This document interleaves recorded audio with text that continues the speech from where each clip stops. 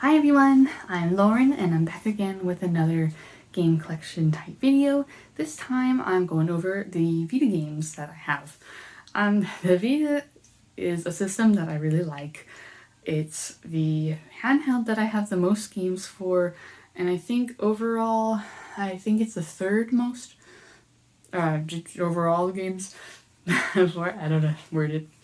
I got it pretty early. I don't think I got it at launch or anything, but I got it fairly early, so I was able to get a lot of games for not insane prices for the most part. There's a few that I probably paid a little bit more for, and there's just a lot of the more anime fun type games, which I tend to like a bit.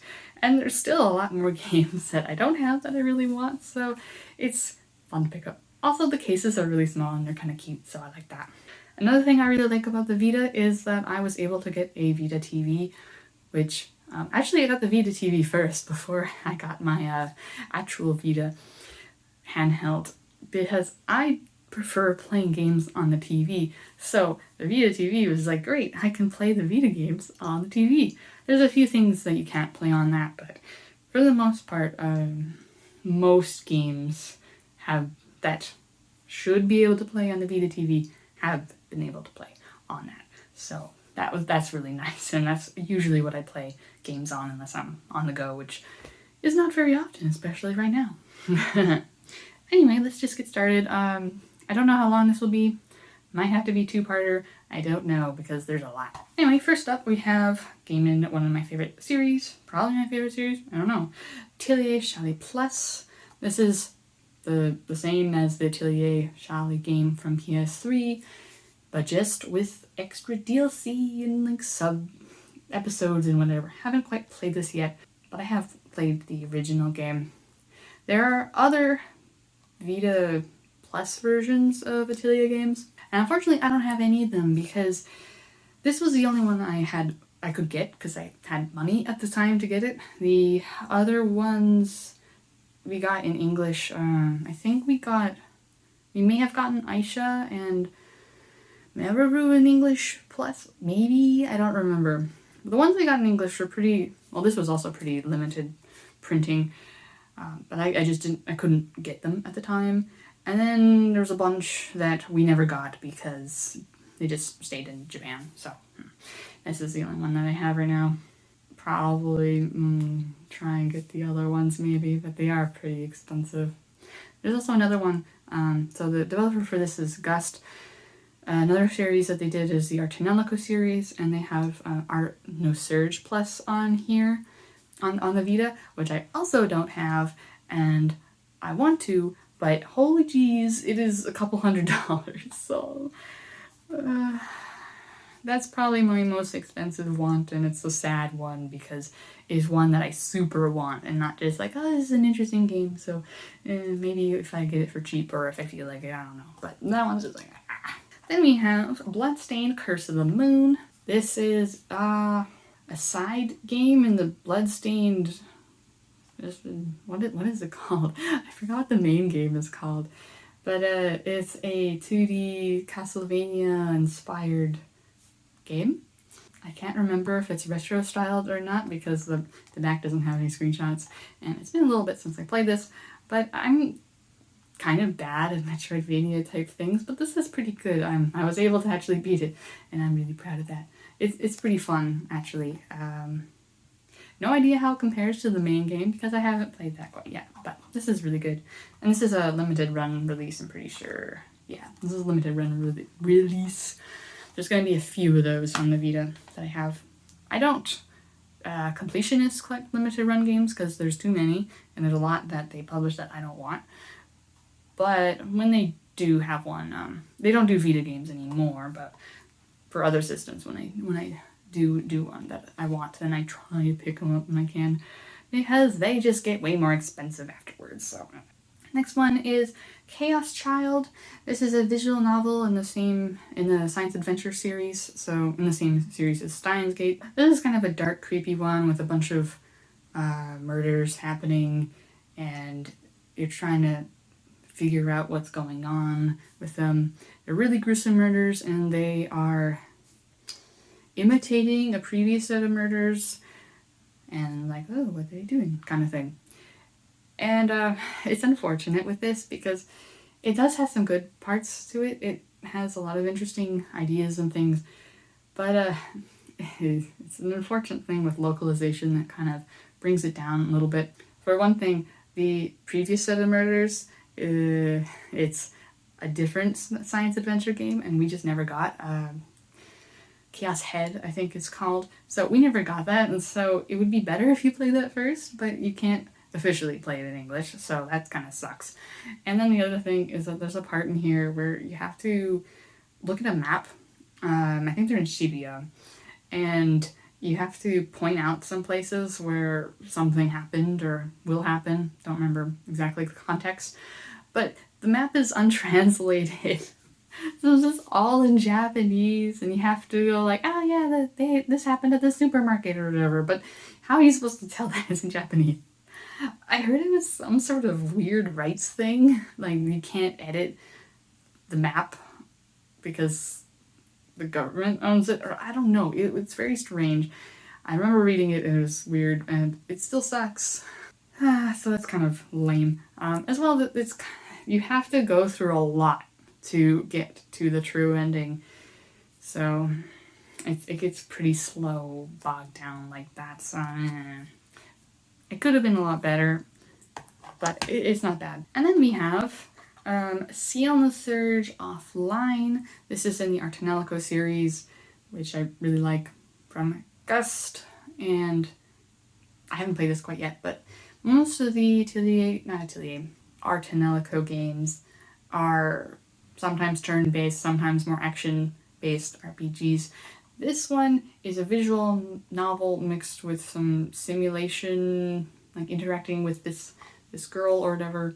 Find out about her story-wise. Haven't played it quite yet because it's very Japanese heavy, but it's definitely something I wanted to pick up because I do like the Artanelico series.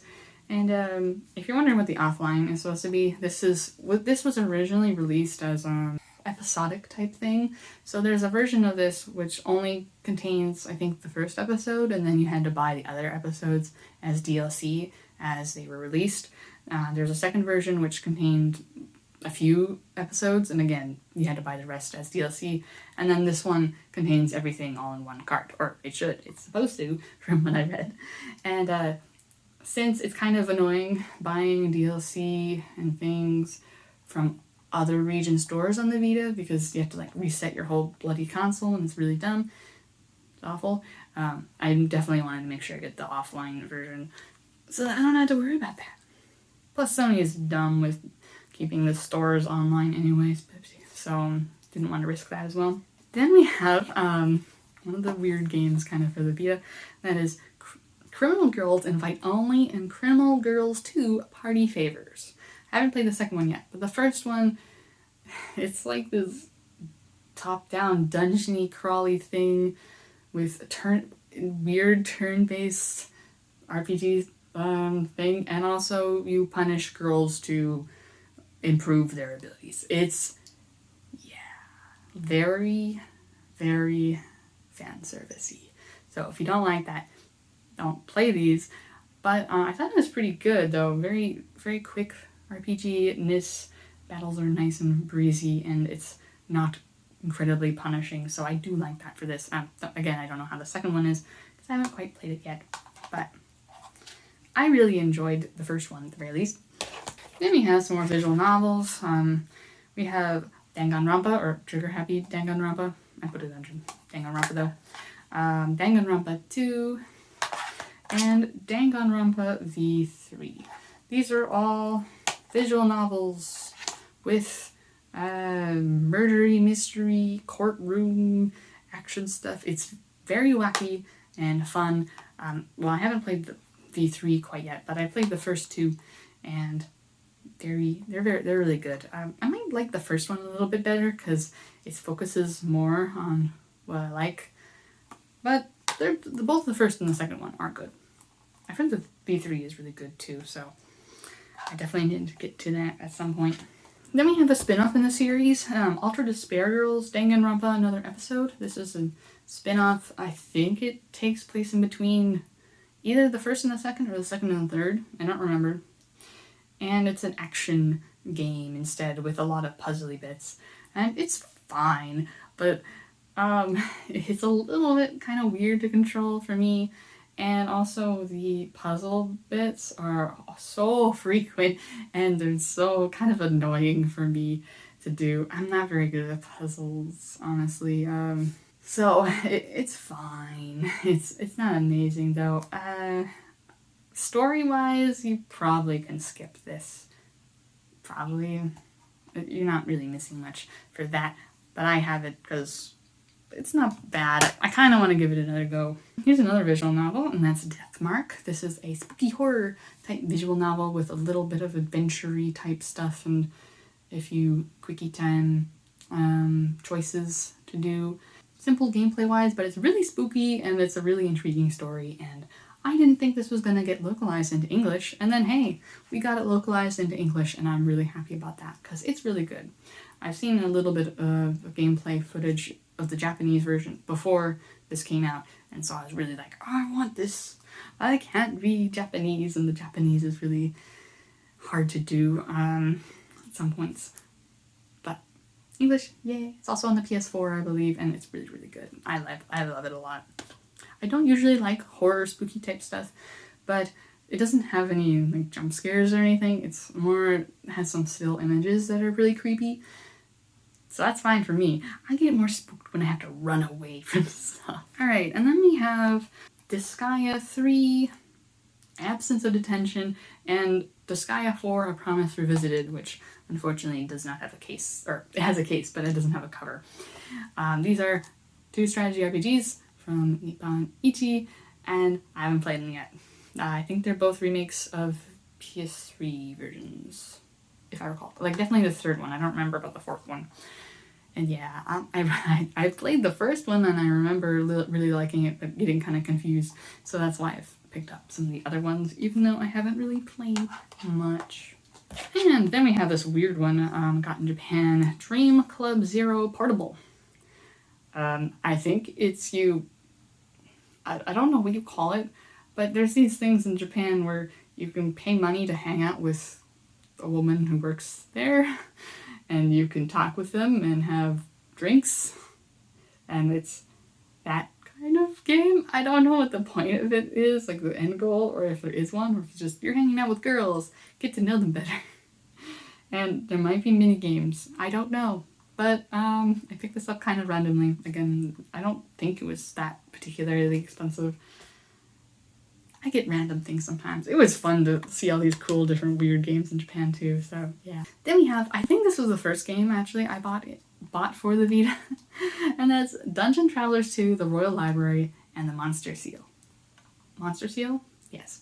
I haven't finished this quite yet, but I played a lot of it, and it is a fairly difficult dungeon crawler, but it's breezy enough that I don't mind, and I'm usually pretty bad dungeon crawler things. There's a lot of traps that muck you up or whatever, but this is pretty, I enjoyed this quite a lot from what I've played.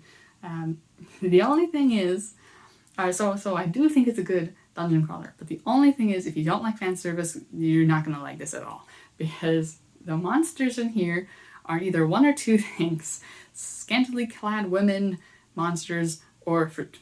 And the fruit don't come up all that often. They're here and there. I don't know why they add the fruit in there, these little fruit monsters, but hey, it's mostly scantily clad women monsters in various suggestive poses, usually. Particularly the bosses as well. They get into some, oh man. And the cutscenes, oopsies, I fell down, and oh no, my panties are showing. Oh, whoopsies. That's how you get introduced to one of the characters, or two of the characters. It's just like, oops, we tripped, oops, panties. Japan. It's pretty over-the-top silly, though, so I don't tend to mind. Then we have Earth Defense Force 2, Invaders from Planet Space, an action-y, pew-pew type game where you're trying to kill invaders from planet space. Like big giant bugs and things. it's pretty fun. I have a really hard time with some of the levels though. It gets pretty challenging even on the easiest difficulty, and it can be a little laggy, a bit like stuttery. It's definitely not a highly polished type game, but it's not meant to be. But it's fun when I'm not getting my butt kicked, so I'm just really bad at the game. It's definitely one I want to get back to and maybe beat at some point. There's a ton of levels. And then we have another random, I'm pretty sure I got this from Japan pickup, Exterita? I can't read that. It's hard to, well, I can read it, it's just, yeah. It's an RPG, and there's something about you kiss people in your party to power up or something. It just seemed kind of weird, and so, yeah, I picked it up. Then we have, this is another weird one, I can't read this title, honestly. I have to remember to, I have to read what I've written down previously. It says 7 pirates at the bottom here, because it says that in English. This is in the same series as the Moru Chronicle Crystal type series. Although this one, those are pretty heavy fanservice dungeon crawlers. This one is a pretty fanservice turn-based RPG. And there's a very good reason. Good reason? Well, there's a reason why it never came out in English, and that's because, so I haven't played it yet, but from what I've seen, you change your various characters' stats by changing the size and shape of their boobs. So yeah, I don't think that would have gone over very well in English, probably. Just like, they're boobies.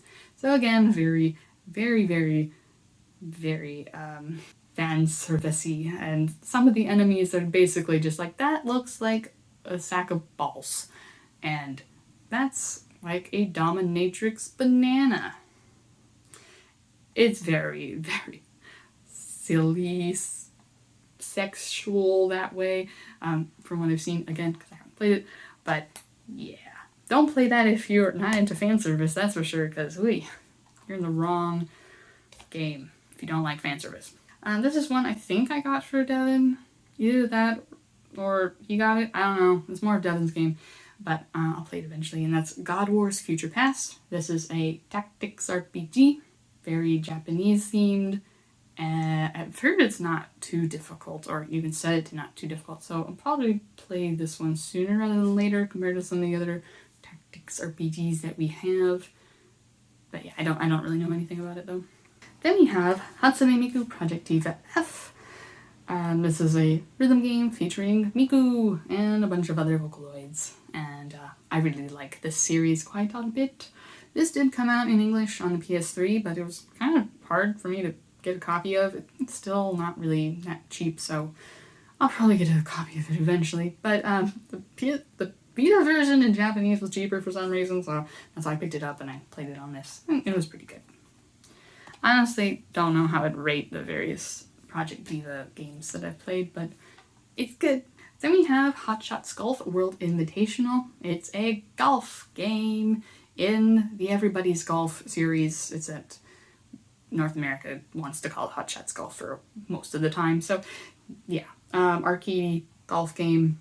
You can't play this on the Vita TV, which kind of sucks. But that's the only thing that's like, looks really nice though. I think this was a launch title, so that's probably why they never did the thing they needed to do to activate it to play on Vita TV, but oh well. Then we have Luminous Arc Infinity. I got this for like less than $10 or something like that in Japan. It's a strategy RPG, and I heard the Luminous Arc series is good, so I picked it up. It's even got this really hunky manual. A lot of Japanese Vita games have manuals, which is really nice. At least the ones that I've picked up. And just North America, we're just like, manuals are for suckers. Rude. Then we have, this is one I got for Devin, and that is Mary Skelter Nightmares. This one actually really shot up in price as of late, because I don't know why, limited print or something, but it's a dungeon crawler, kind of similar-ish to Etrian Odyssey. I don't think you draw out the maps, but they have similar big, scary boss things that you want to avoid unless you know you're prepared to do that. Also, very fan servicey. So unlike Atelier Z, I guess. And yeah, I haven't really played this though. If you want to play this though, there's a Switch version of that has both this one and the second one, and that one is a lot more available. So if you just want to play the game, just get that, and if you have a Switch, I assume. Then we have Muramasa Rebirth. This is an action RPG, very Japanese, and it's really fun. It's a lot of fun, and it's really gorgeous. I really, really, really recommend this particular one. It's I don't know if it's a remake or a port of, it was originally on the Wii. Don't know how different it is from that because I haven't played it. Don't own it either. And I'm probably fine with just having this because no motion controls, probably.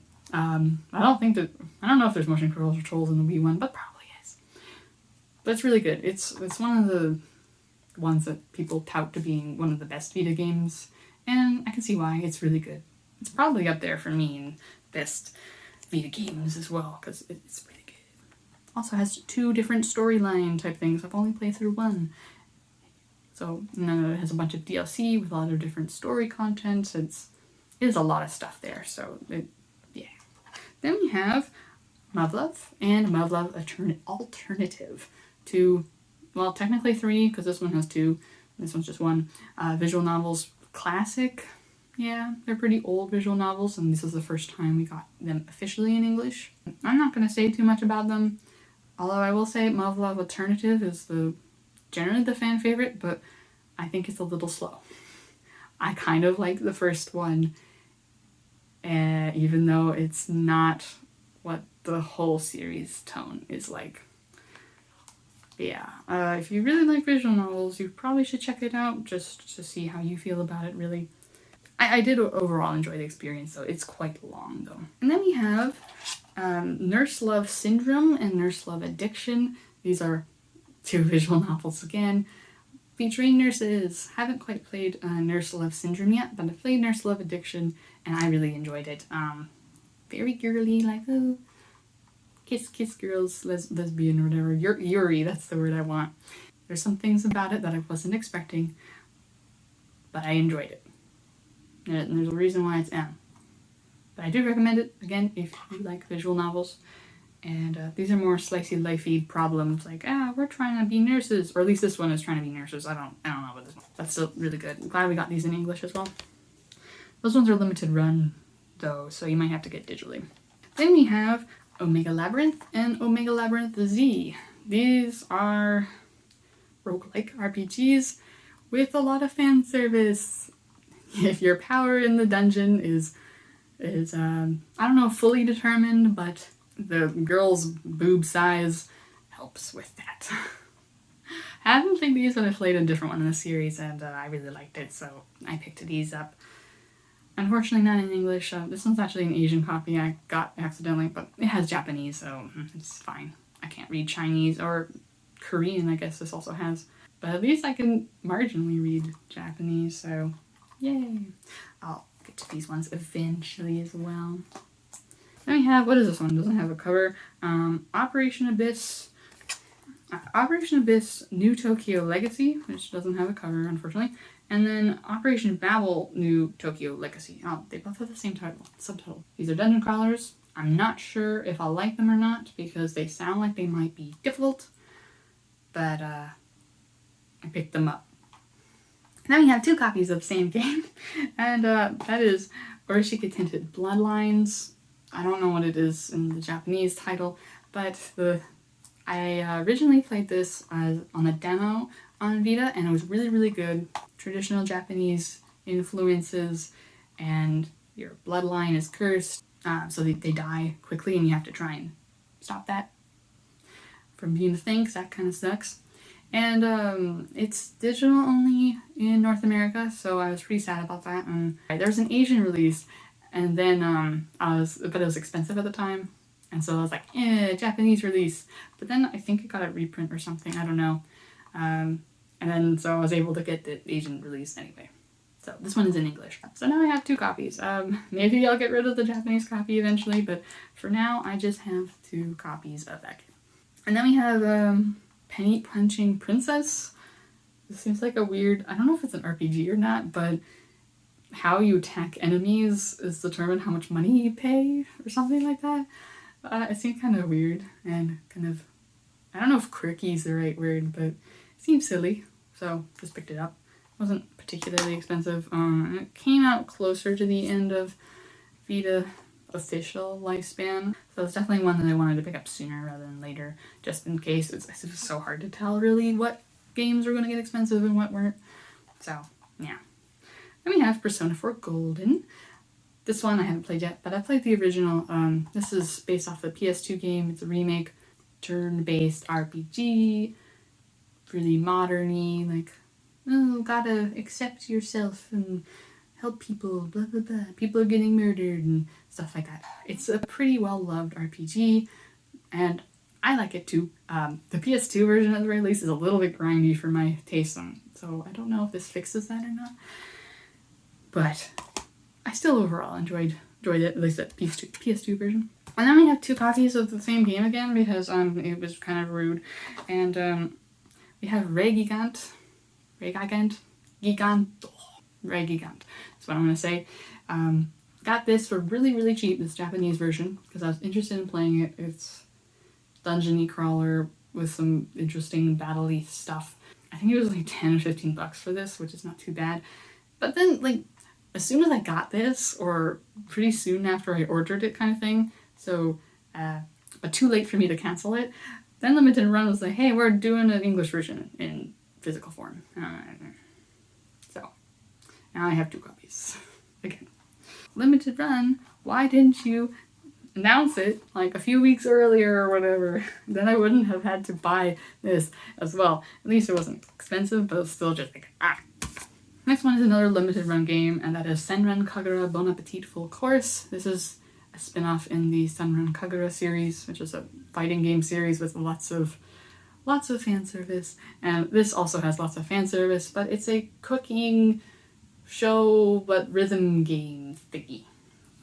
So you're trying to do well in the competition, and you do well by doing well in the rhythm game.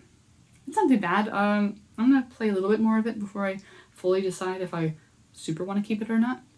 I definitely like other rhythm games a little bit more than that. And then we have Shivan the Wanderer, The Tower of Fortune, and Dice of Fate. I believe this is on the Switch now, so yay, more available. This is a roguelike, more on the traditional side, so probably a little harder. Haven't played this quite yet, but I do like picking up the Shivan games because I do like roguelikes, but I haven't quite played a Shivan game yet because I am also chicken sometimes. What am I going to do with me? Anyway, then we have Sorcery Saga Curse of the Great Curry God. This is another roguelike, but I have played and actually beaten this one. This one's very cute, and lots of making curry and stuff. I've heard some people have some problems with this one, so with some crashes and whatnot, but I haven't. I don't know if that's a Vita versus Vita TV thing, though, so I don't know. But I really, really enjoyed this, because it's cute. I like cute. And it's simple enough too, but also still challenging enough that it's like, yeah, it's a roguelike. Then we have Steins Gate Zero. It's a pretty cool sequel thing to Steins Gate. Another really good visual novel. Probably still like the original Steins Gate better than this, but this is still really good and but very depressing sometimes. Then we have Tales of Hearts R. This is one of the only Tales of games that I've beaten because I haven't really played too much yet, and it's pretty basic RPG, like action RPG, but it's entertaining enough. There's some very strange lines in here. I'm not sure if the translators, localizers were getting creative or not or what, but yeah, it can be really strange at times, but I enjoyed it. It's definitely not high tier best RPG ever, but I enjoyed my time with it, and that's fine enough for me. Then we have Tokyo Xanadu, which is an action RPG from Falcom. I've only played a little bit of this, and I thought it was okay, but I want to give it another shot to make sure it wasn't because I was just frustrated, because, so. But a lot of people like it, so I don't know. Then we have Tolkien, The Age of Demons. I got this as a gift. I think it's an action game, but I haven't gotten around to playing this quite yet. So, I'll get there eventually. Then we have Valhalla. This is a visual novel-y game with simulating you're a bartender and you have to listen to people and make drinks and stuff. I haven't really played that much of it. I played a little bit of it, but and it seems interesting enough, but I haven't given it a full playthrough yet, but it's definitely something that I really want to get to. And we have another one of my favorite series, really. It's not a very long series though. We have Uttawato, Mask of Deception, and then Mask of Truth. These are two strategy RPG with visual novel-y bits. It's mostly visual novel though, so don't go expecting that it's mostly strategy RPG. Very gripping story, kind of a feudal-y Japan sort of, but alternate world thing, and just wars. It gets really complicated and it's really good. If you decide to play it, you definitely have to play either Prelude to the Fallen, which is on PS4, and it might be on Steam, I don't know. You don't have to play that first, but you either have to play that first or Mask of Deception first, and then play whichever one you didn't play next, before you play Mask of Truth, because they're very heavily connected story-wise, and it's not just like if you play this one, Mask of Deception, before Prelude to the Fallen, you'll miss some references, but it's not that big of a deal. This just spoils things, so don't do that if you're interested at all. If you like one of them, you're gonna like all of them, I'm pretty sure. Maybe you'll have preferences over which one is better, kind of thing, but they're all very similar. They're all made kind of the same engine, and it's just the story. I do really, really recommend those if you like RPGs, visual novels, and you don't mind some gameplay as well, because I do really like the gameplay. It's not too hard if you don't want it to be, and it's a very engaging story. It's like up there, top visual novel, probably. Don't know, I'm terrible with tiering my favorite stuff. And then the last two we have are two Ys games. We have Ys Memories of Celesta? I don't know. And then Ys Origin. This one is a port of the PC game, which is old. I don't know how old, I can't remember. And this is a newer entry in the series. I think it's a remake, though, of an older stuff. I don't know, but they're action RPGs. I beaten Ys Origin, at least with one character, and it can be difficult at times, but it is pretty fun. Also gets laggy at times, and you can't play this on the Vita TV because I don't know why. This one is a bit easier from what I've played. I haven't gotten too far, but again, action RPG. Alright, those are all the Vita games that I have so far. Most of those are mine. There's a few Devon games, but mostly me, yeah, because I really like the Vita. And yeah, let me know your thoughts about any of these games and what your favorite Vita games are. I'd like to know. Anyway, thank you so much for watching, and hope to see you again in another video. Bye!